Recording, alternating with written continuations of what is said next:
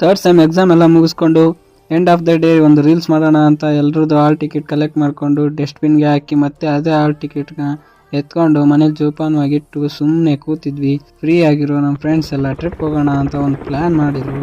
ಆ ಟ್ರಿಪ್ ಎಲ್ಲರೂ ಓಕೆ ಅಂದ್ವಿ.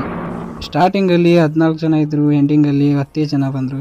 ಆಮೇಲೆ ಬಂದಿರೋ ಹತ್ರಲ್ಲಿ ಅವರೊಬ್ಬರು ಇವರೊಬ್ಬರನ್ನ ಕರೆದು ಹಂಗೆ 13 ಜನನ ಮೇಂಟೈನ್ ಮಾಡಿ ಟ್ರಿಪ್ಗೆ ಓಕೆ ಮಾಡಿದ್ವಿ. 13 ಜನಕ್ಕೆ ಕಂಫರ್ಟ್ ಆಗೋ ಥರ ಒಂದು ಕ್ರಿಸರ್ನ ಎಲ್ಲರೂ ಬುಕ್ ಮಾಡಿದ್ವಿ. ಅದು 14ನೇ ತಾರೀಕು ಹೋಗ್ಬೇಕಂತ ಪ್ಲ್ಯಾನ್ ಮಾಡಿದ್ವಿ. 14ನೇ ತಾರೀಕು ನೈಟು ಕೊಪ್ಪಳದಿಂದ ನಾವು ನಮ್ಮ ಪಯಣವನ್ನು ಸ್ಟಾರ್ಟ್ ಮಾಡಿದ್ವಿ. ಬುಕ್ ಮಾಡಿರೋ ಗಾಡಿ ಏನೋ ಬಂತು.